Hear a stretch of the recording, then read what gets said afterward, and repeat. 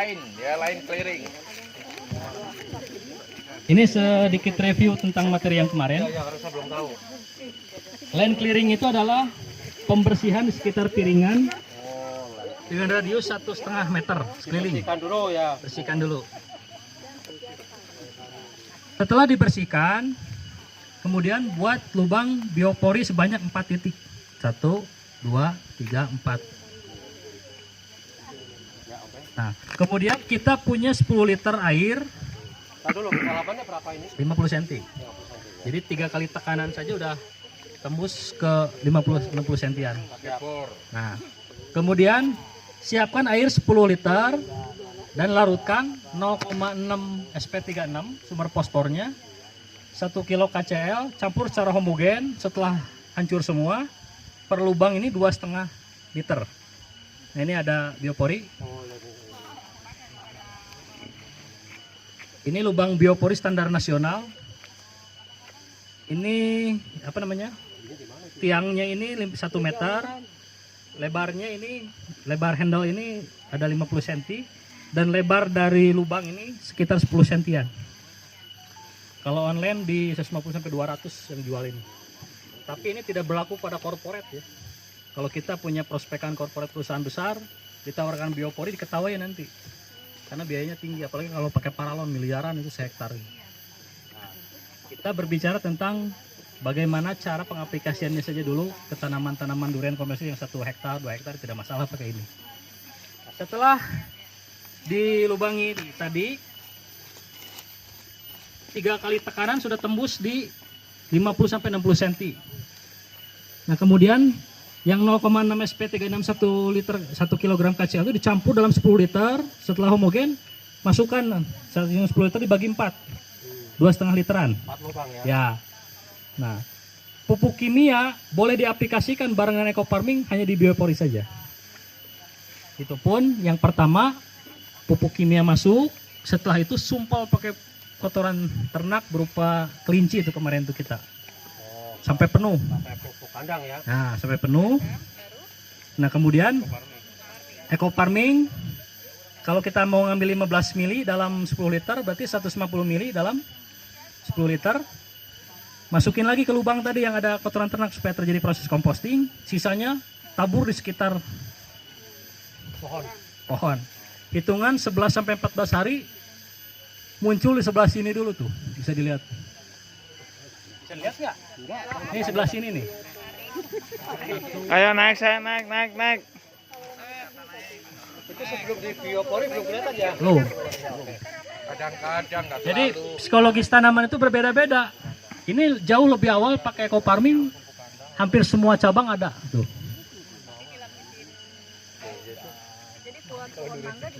Sama pohon mangga, pohon cengkeh udah di atas. Pohon keras ya.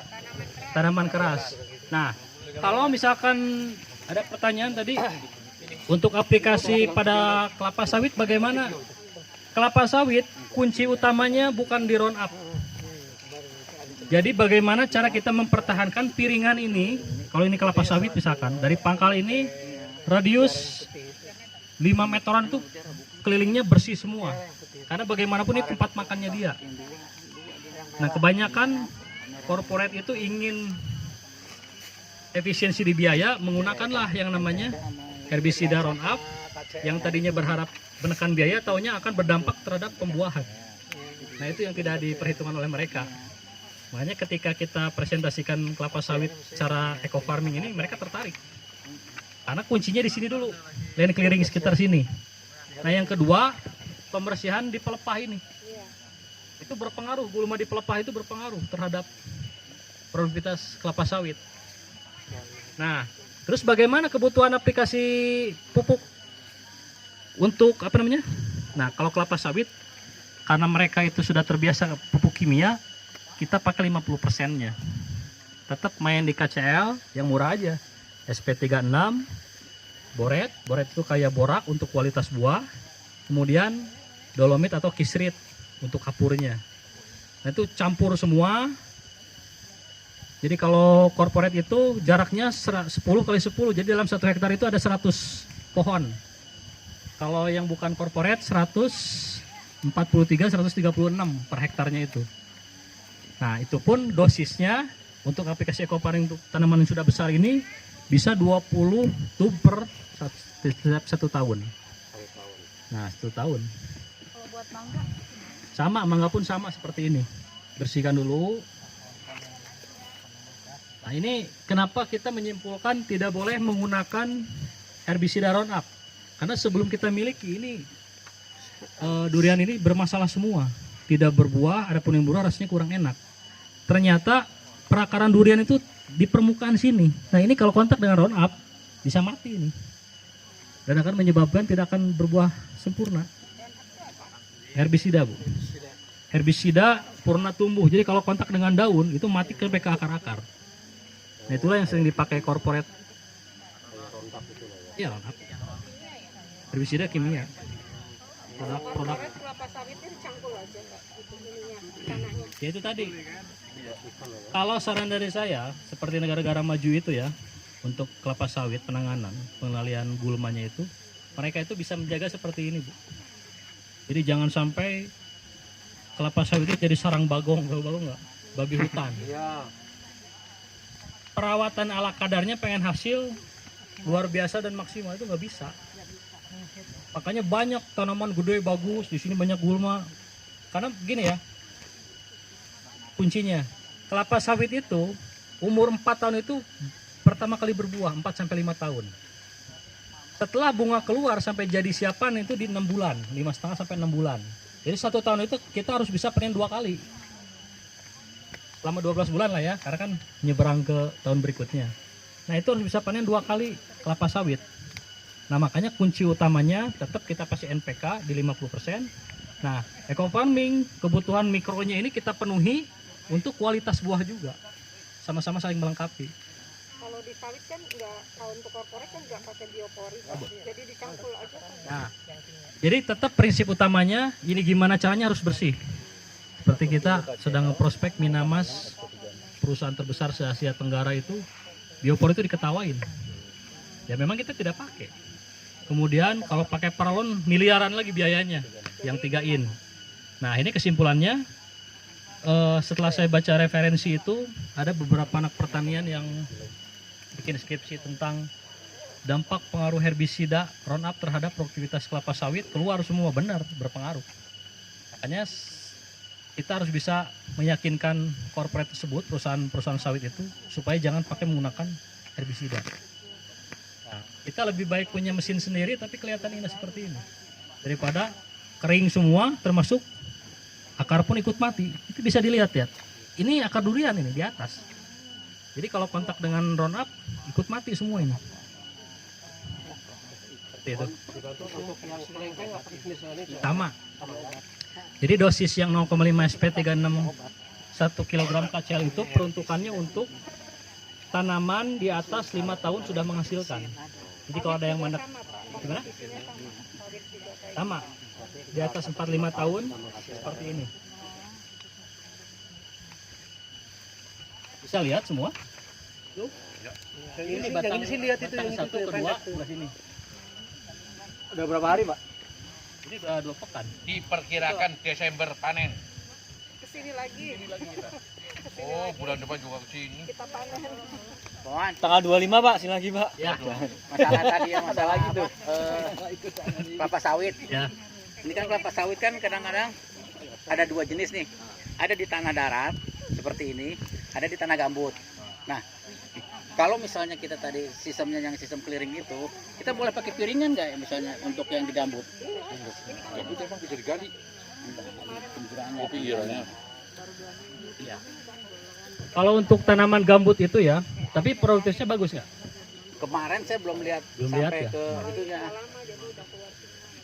Makanya pupuk dan pemupukan di kelapa sawit itu yang paling utama itu kan tetap harus ada dolomit ya. Karena kalau pH tidak seimbang pasti akan berpengaruh terhadap pembuahan kelapa sawit itu sendiri. Nah, makanya saya belum ngecek nih standarisasi di kelapa sawit lahan gambut itu jelas pasti yang namanya pH itu pasti rendah dia. Karena apa? Aktivitas bakteri itu banyak, apalagi tergenang, di situ terjadi pH akan menurun. Harus berapa, Pak, pH-nya, Pak? Kelapa sawit itu di atas 5 dia. Di atas 5 mendekati ke netral, ke 7 itu bagus. Ini bisa diukur nggak? Saya bawa alatnya Pak. pH manual atau di digital? Ya bawa aja, boleh. Jadi kalau misalkan di lahan gambut bisa pakai ini enggak? Yang penting gambut itu kan biasanya nggak ada gulma kan? Iya. Semua kan agak berair kan? Iya lah ya. Nah, yang nggak usah dibersihkan. Oke. Nah, cuman idealnya kapur itu tujuannya tadi untuk menetralkan wajib. Makanya harus ada penambahan kisrit dengan dolomit itu bedanya apa? Kalau kisrit lebih diserap 100% dibanding dolomit. Kalau dolomit kan kapur pertanian yang masih utuh tuh Rp500 per kilo. Iya. Tapi kalau kisrit dia ditebar itu udah bisa diserap 100%. 80% 100% untuk tanaman. Iya, harganya lebih mahal lagi. Kalau boret itu unsur borak, unsur boron, giling itu untuk kualitas buahnya supaya lebih mengkilap itu dari itu. Biasanya para corporate pakainya seperti itu. Minamas itu 6,7 miliar per tahun. Pupuknya. Nah, kalau kita bisa tampil di situ meyakinkan mereka ada kenaikan hasil 20%, ada efisiensi harga dari 6, sekian miliar, itu join dengan kita. Cuman keterbukaannya mereka aja, kalau misalkan mau terbuka dan mengarah ke ramah lingkungan, pasti pakai co-farming ini. Gitu. Ya. Ini kan kita kan di Indonesia kan dua musim nih, musim panas sama musim penghujan. Nah kalau di musim penghujan itu berapa kali kita pemupukan untuk tanaman keras, di musim panas berapa kali untuk pemupukan tanaman keras? Ya. Jadi perlu disampaikan di dunia hortikultura tanaman keras ini ada yang namanya bahwa tanaman durian ini ada termasuk tanaman hortikultura berupa buah-buahan tanaman keras. Sama dengan semangka, anggur, cuman ini tanaman keras. Nah, disebutnya perennial crop yang berbuah setiap tahun. Nah, karena kita kuasai teknologinya, akhirnya kita bagaimana caranya kita sekarang membuat treatment pembuahan di luar musim. Seperti di Medan itu Allah ciptakan iklim di Medan itu pohon durian itu berbuah di luar musim terus tanpa treatment. Jadi ketika di sini sentra durian banyak, di Medan bisa ngedatangin durian. Di sini sedang tidak ada. Itulah kelebihan. Nah, perennial obsession inilah yang akan kita terus terus perdalam lagi. Seperti tadi Pak Lurah, Pak Kades, di atasnya ada Dinas Hortikultura, mereka ingin belajar sama-sama juga di sini. Karena inilah nilai jualnya durian di luar musim.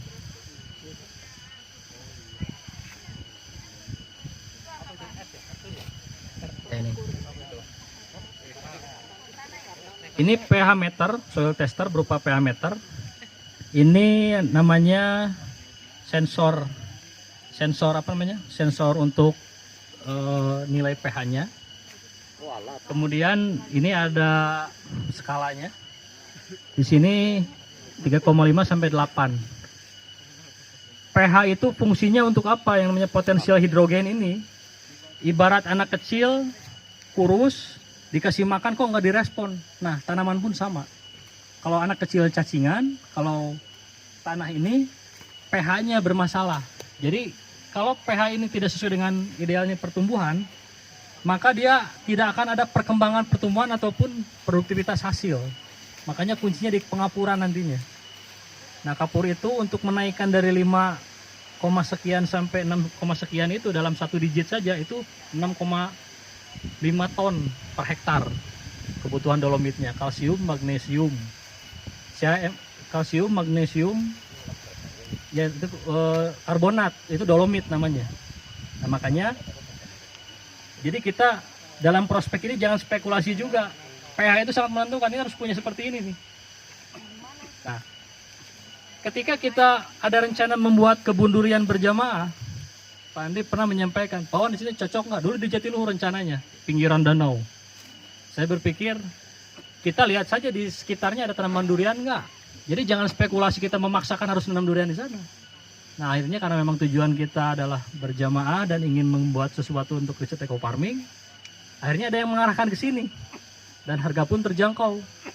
Justru view yang paling bagus itu di sebelah utara itu, lah tadi yang Pandi ceritakan itu bisa sampai 400 satu pohon itu. Gede-gede pohonnya di sana itu. Nah, ketika kita melihat di sekitar sini ada durian, kita berani nanam jenis musangking di sini. Ini yang sudah ketanam hampir 100-an sampai ke sana itu. Kita nunggu panen. Ya, kebetulan ini yang nanam Bunda Lilis tanggal 17 Agustus. Waktu peresmian dengan dari produsen Eco Farming, pohon ini nih. Nah, nanti besok akan kita treatment buah Bintaro karena sudah mulai banyak serangan dari belalang. Nah, informasinya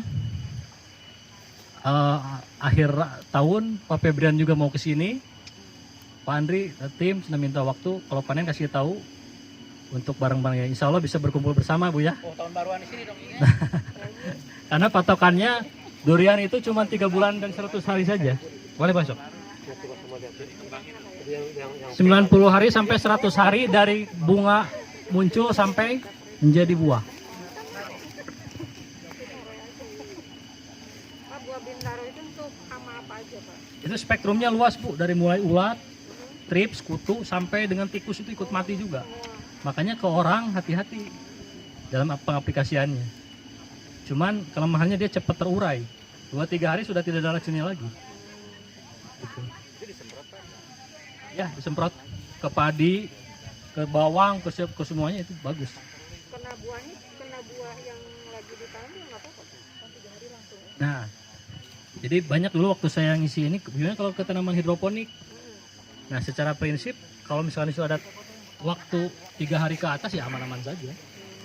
Waktu kemarin juga itu menyemprot bayam, ya alhamdulillah tidak apa-apa.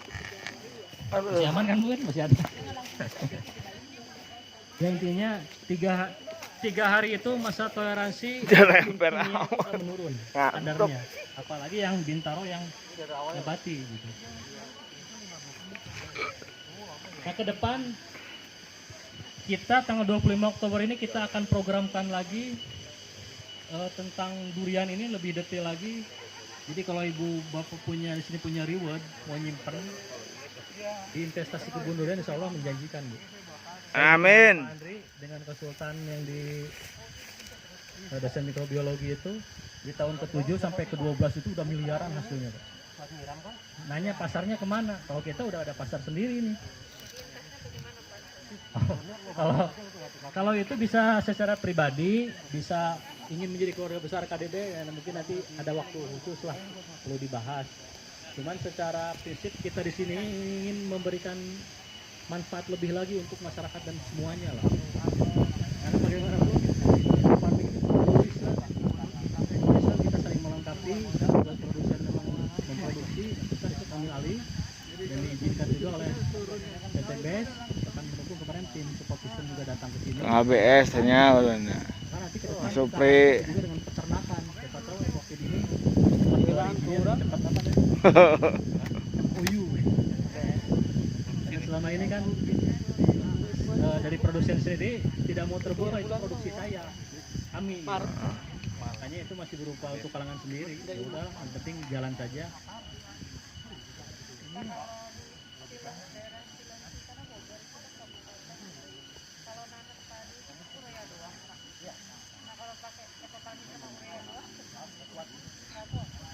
Panas Jadi itu NPK mah. itu wajib dari hukumnya. Oh.